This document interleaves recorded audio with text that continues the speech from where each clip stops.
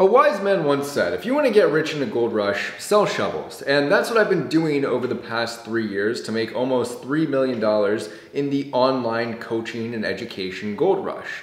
Basically, I partner with people that sell coaching and courses online. I run the back end of their business and they're the face of everything. They make content and get attention. I'm the operator and the marketer on the back end.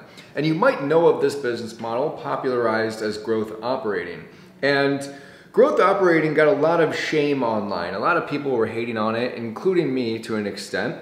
And I think it was largely because the way that it was positioned at the time wasn't entirely accurate. It was oversimplified and just wasn't something that was going to scale long term. But it is a model that simply works because the demand for coaching and all the people who are selling coaching, plus the fact that you can get clients on rev shares and make $20,000 to $50,000 in a single month from one client. So in this video, I'm going to show you the right way to do it. And this way has allowed me to scale to six-figure months with just a handful of clients. And that's without having to constantly do outreach. The way that this works is once you get your first few clients, you should really never have to do outbound again. And so the video that you're about to watch is actually a private recording from inside my community, Artisan Lab. If you want to learn more about Artisan Lab after watching the video, just click the first link in the description. Anyway, let's get into the video and I'll show you the right way to make money growth operating. Phase one, what I imagine many of you are in right now, this is the phase where it's like,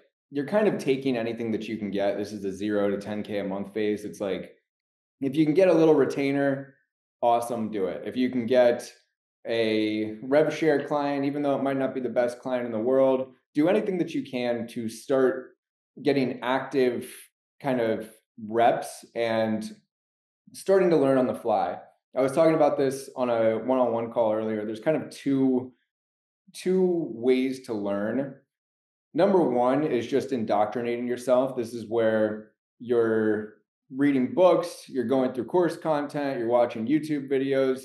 You're basically just getting a lay of the land for how the info business works and copy and VSLs, funnels. Like there was a time when I was in this phase where this is where I started to build this swipe file that I have here of all of these funnels that like, this is years of anytime I would see a good funnel, I would just add it to my bookmarks here.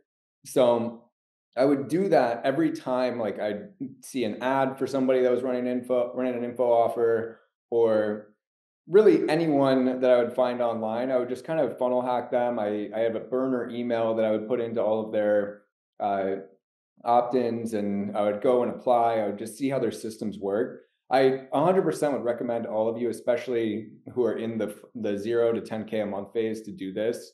Make a burner email and just use that as a swipe file that gives you endless emails to then rip. So there's the passive learning side of it, and then there's the active learning. So this is where it's a bit harder to do before you have clients, but basically anybody that you see online who you think could be a potential client, go ahead and just like write a mock VSL for them or write emails for them. And just get yourself some reps, even if you really do nothing with it. Maybe you can leverage it in your outreach. Build a sample VSL, a sample funnel, emails, even a Webby sign up page. Like, and if you really want to go into it deeper, you can build like a whole slide deck for their webinar. You just have to get yourself familiar with info and with the services that you're going to be offering, because doing this makes outreach so much easier. I think one of the hardest parts of outreach, obviously you have to be consistent, you have to find the right client at the right time, but what can really hold you back there and what held me back for a while was a lack of conviction. You'll almost sabotage yourself and not follow up with a lead that you know you could have closed, or fumble a sales call just because you don't fully feel confident in your ability to deliver results. Doing this and fully immersing yourself into the info world will help you 100%. Obviously, all of you are in here, and that's step one of like, even audit how you ended up buying Artisan Lab. Just going through your own customer journey and thinking about, okay, what made me buy? Like if you just joined from the webinar, that's a great example. You might have been watching my content for a while. Maybe you're on my email list. And eventually I had a different mechanism that got you to convert. So just start to critically think about the info space and marketing in general, and just like get yourself tapped in. Anybody that stays around in the online business world for a while, this is a really pivotal piece of it.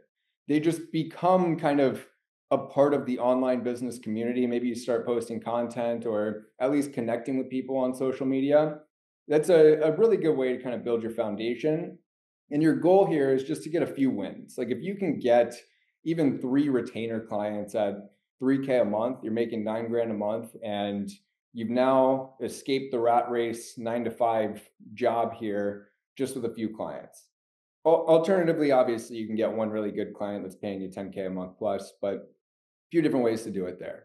I'd say the traits and skills required here, like I said, first, building conviction in yourself, discipline to stay consistent with outreach and continually learning. And yeah, you did just hear the J word, Jaden. Um, but aside of that as well is like just a baseline level of marketing and operational competence. Just getting obsessed really is that first step. It's kind of similar to like if you guys have ever been obsessed with a sport or a video game, or maybe you're a big Knicks fan or whatever you have like really gotten addicted to, you have to train yourself to do the same thing in the marketing and info world. That's how you're gonna build this foundation a lot quicker, and also then just have the confidence in your ability to get results and sound like you know what you're talking about on sales calls. Phase two. So this is proof in systems. This is the getting from 10K to 30K a month. For me, honestly, before my first 25K month was a combination of, I'd say, clients that I had from like my freelancer phase and 1 or 2 rev share clients. I think my first 25K month, I got paid almost 13K from one rev share client, and the rest were like little freelancing gigs and other shit that I'd pick up. Um, so a lot of you who have recently hit your first 10, 20, 30K months, this is what you should be kind of focusing on now and starting to transition into phase three. But this is where you have like kind of a solidified win. So instead of just being the freelancer who will take anything that you can get, whether it's a $2,000 a month retainer or one-time Webby build, now you can get a bit more strategic with it and have more of a defined offer. So especially like if you had a big client who you did well with a webinar, or even let's say you realize that you're really good at the email side of it and you just want to focus there, I'd say phase two is getting that defined offer. So that also could be like a full stack. I just want to scale with 1 or 2 clients here. But you're going more from like freelancer to, I'd say, agency owner here. And then phase three and phase four, we're going to move past that. But start to build systems, have an onboarding process, better reporting, Slack channels for communication, make sure you can actually get results for the clients that you're pitching, and just be a bit more intentional with every piece of it. And then also content really helps here. Now you should have more stuff to talk about. If you can say, oh, I took this client to 100K a month, posting content is really a huge lever, not only because it can get you clients directly, but because it will get you connections. Like I never really had to grind outreach for this offer. I was grinding outreach for my SMMA because I was just starting from scratch. But by the time I transitioned to info, I was already posting really consistent content on Twitter, and I had a pretty big network. I had a lot more leverage than most people do at that stage. So that made it so like I could do warm outbound, and I started working with a lot of my friends, and that became like my bigger case studies and allowed me to get to 100K a month relatively quickly. I remember when I initially hit 25 to 30K a month, I had that one big Webby client. And that gave me a lot of leverage and social proof, and the combination of being able to share that on Twitter, that helped me a ton. So I started to get like, I think I had one VSL build that I charged like 7,500 bucks for. So it was still a combination of almost freelancer work plus rev shares. But that was where I think I made this analogy on the last call. It's almost like you're treating it like you're winning products as a drop shipper. Not every client that you work with is going to be a home run. And even then, like not all of them are going to work out long term where they want to keep working with you and so on. But if you start to just take on more and more projects and more clients, then eventually you can kind of pick your winners. And some clients will end up staying with you for a year plus, and you can make 6 figures a year from just that one client. So moving into phase 3 here, or actually last thing here. So traits and skills required. I'd say your network and then your ability to identify bottlenecks and build solutions to those bottlenecks, as well as being crafty. So network just compounds along with getting results for your clients and sharing your journey on social media. And then as far as identifying bottlenecks and building solutions, you should have a better pulse by now. You should have seen a few different offers and examples.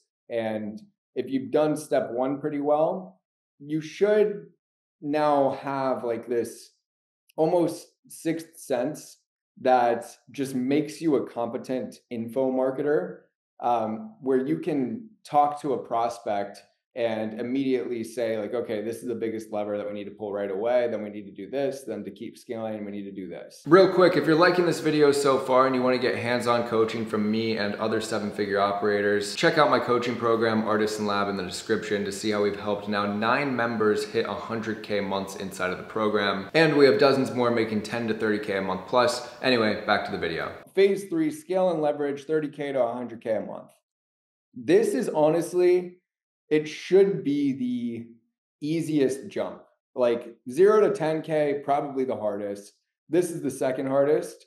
Going from 30 to 100 really shouldn't be that difficult, whether it's pulling the right levers and continuing to scale with current clients, or stacking up a couple more clients and getting to, like when I got to 100K a month, I think I had 6 or 7 clients. I had one client who was at 50, or was paying me 50K a month. And that's how I initially got there. It was really from a handful. So you can also have multiple offers in this phase. The majority of the money that you're going to make is probably going to be from the rev shares. And if you do a good job of identifying the right type of clients to go after, which we have a bunch of content in here about that, that's going to be the biggest thing. But you can also add like a consulting downsell. This is honestly something I wish I would have done more of in this phase because I had a lot of leverage.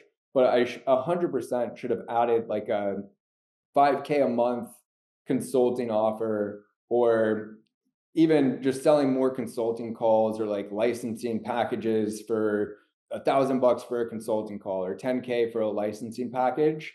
Because at this point, you should have a good amount of leverage, and you can also capitalize on people that you don't think would be a great fit yet for a full done for you rev share partnership, but also branching into bigger and better clients. Like Yahe is a great example right now. He just had the big win with the challenge funnel.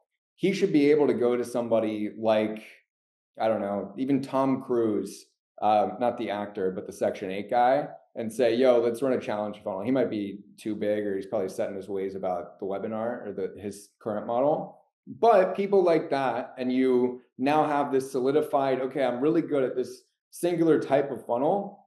Let me install this into your business. Obviously, you're already making 500 grand a month, but whatever we add from the challenge funnel, I only get a percentage of that. That's where you can now do things like this. So get bigger and better clients, more rev shares. You can get higher rev shares as well. Like this kind of branches into phase 4 too. So you can scale this way. Like I would even say Pierre, who's doing probably 200K a month now, he's more of like the agency owner kind of smaller rev share handful of clients than ownership and multiplication, which I'll get to next. But Jeremy Haynes, I would put him in this bucket too. Obviously, you know, they've scaled well beyond 100K a month. But if you like that, like there's nothing wrong with getting 5 plus clients that are all paying you around 50K a month, or one client who's paying you 100 to 200K a month plus. Hike said at 10K a month, would you rather reach out to many people and sign like 5 to 6 mid-tier clients to get to 30, or just be more strategic with outbound, reach out to fewer people and sign less clients but higher tier ones? Good question. I would say the second piece of this question is almost a result of the first piece. So when you say reach out to many people and sign like 5 to 6 mid-tier clients to get to 30K or be more strategic, I don't think it's an or thing. I think if you try and do more volume there and you get 5 to 6 potentially mid-tier clients, as long as you see some upside with them, that's how you're going to end up finding the 2 or 3 out of those 5 or 6 that end up being big clients for you. Traits and skills required for phase number 3. You need reasons to make more money. I've talked about this. Yeah, I've told you Jeremy Haynes talks about this a lot, but it is easy to get comfortable at this kind of 30K a month range. I think that's kind of a golden number for online business. When you're making roughly 300, 350 grand a year, you don't really need to make more money. Obviously, you're not in supercar territory yet. You're not in Miami penthouse territory yet, but you will be comfortable. Like you're ordering Uber Eats, you can go to nice dinners, you can pretty much live however you want to live. And to grow beyond that, it is more of a desire thing. You will have to find new reasons like, oh, wow, my life will actually objectively be better at 100K a month or at 200K a month. This is what I do with that money, both in a superficial way and in a long term kind of investing way. And like really identify those core reasons that would push you beyond your current income level. Goal here: build a portfolio of 1 to 3 clients that can each pay you 20 to 50K a month. Pretty simple. Just need a solid rev share. You need them to scale, and you continue to grow with your clients. Traits and skills required. Oh yeah, reason to make more money. Time management. So this is where like you're probably not going to have a huge team, but of the small team that you will have, like you'll probably need a copywriter at this phase. Maybe you're helping manage the sales team or you're placing a sales manager. Like the majority of your job at this point should not be fucking around in ClickFunnels or Zapier. It really should be hopping on calls and making sure the people on your team, or basically as an extension of your team on like the sales side, are doing what they need to do. And I think one other thing here that's really important is finding A players. People always talk about hiring, you need A players and blah, blah, blah. But I think until you see the difference between a decent employee or a decent team member versus somebody who is actually a stud, you don't really understand it. Like I've given you examples like this before, but we've had closers and sales managers, or closers that become sales managers because they go above and beyond. I think a big thing that you're looking for is people who take ownership in their role. So, especially as a closer, if a closer's on a good offer, he can make 20K a month, but the difference between that closer staying at 20K a month and then potentially becoming the sales manager who's making 40K a month with you is them deciding like, okay, I see all of these other problems in this business. I'm going to take it upon myself to fix these problems, whether it's in the CRM or the lead quality or just implement things on my own. When you see that, you need to identify like, yo, this is a person that I want to have with me long term. And maybe if I get another client, like I'll put them in a sales management role there as well. Same thing with like James, another good example. You were just writing copy for this one client, just writing email copy for them. And then you're like, yo, let's run a webinar. You made him 6 figures in a night. And now he's like, okay, I really fucking trust you. And you won their trust there.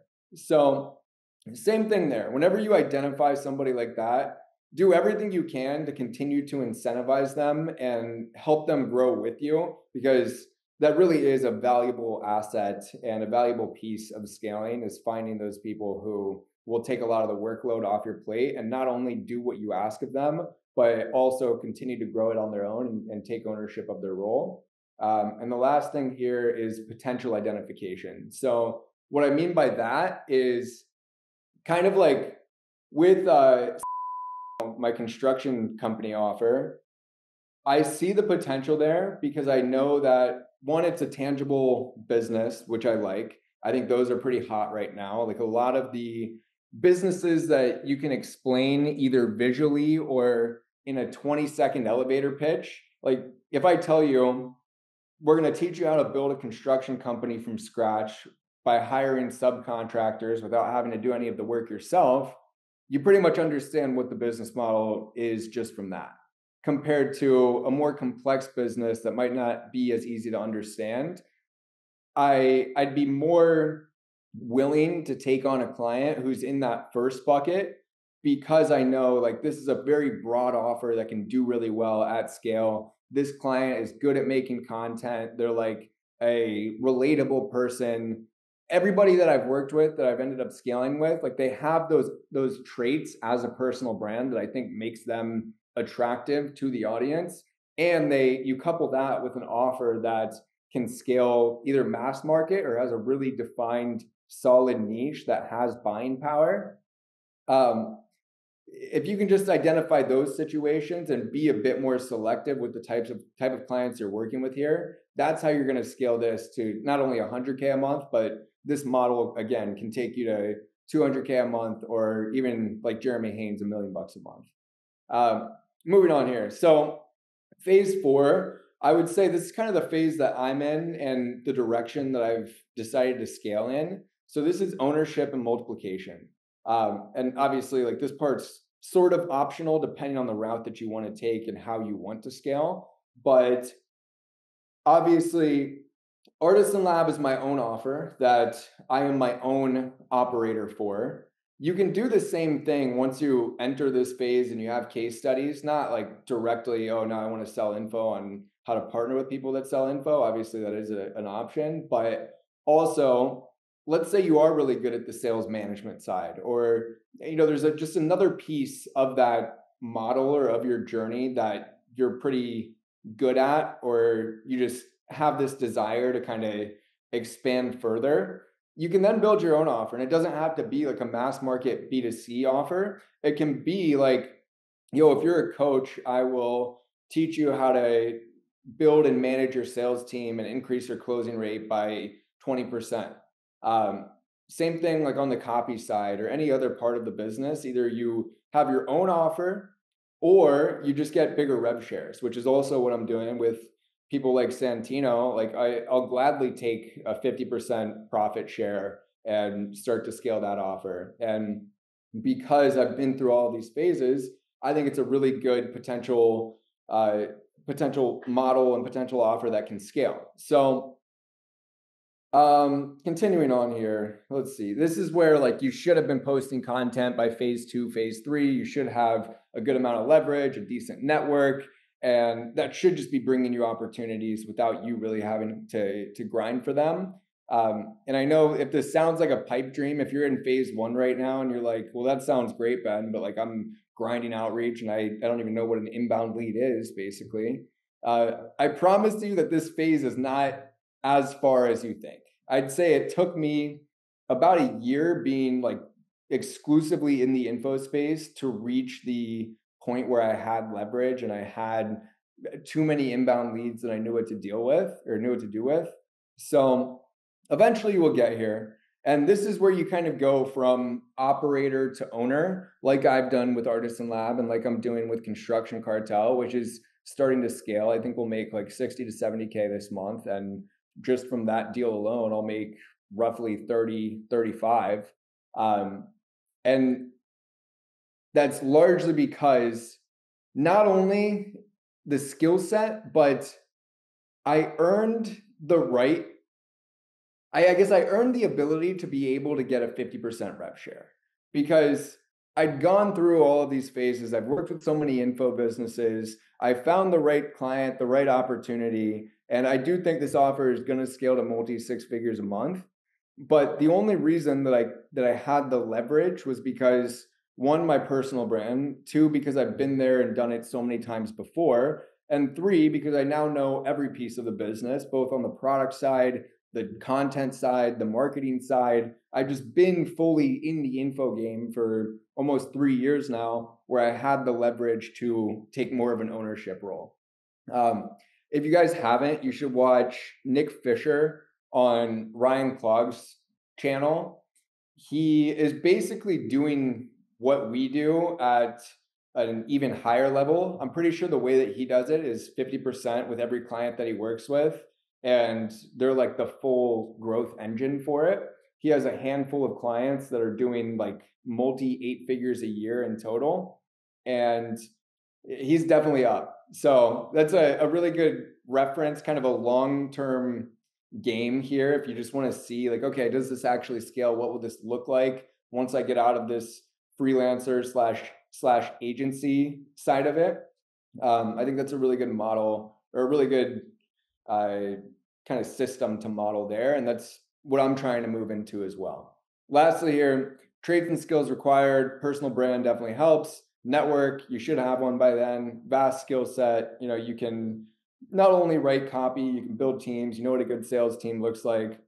All of the back end stuff you're familiar with, and basically every piece of the info business, like you have a pulse on it, and all of that combined gives you a lot of leverage, and that's how you end up scaling past 100K a month to 500, even $1 million a month. All right, I hope you enjoyed the video and you have a lot more clarity on the steps that you need to take to get your first 10K a month client and eventually scale to 100K a month. If you want to work with me directly, go to the description to do so. Anyway, like, subscribe, comment, share with your grandma. I will see you in the next one. Goodbye.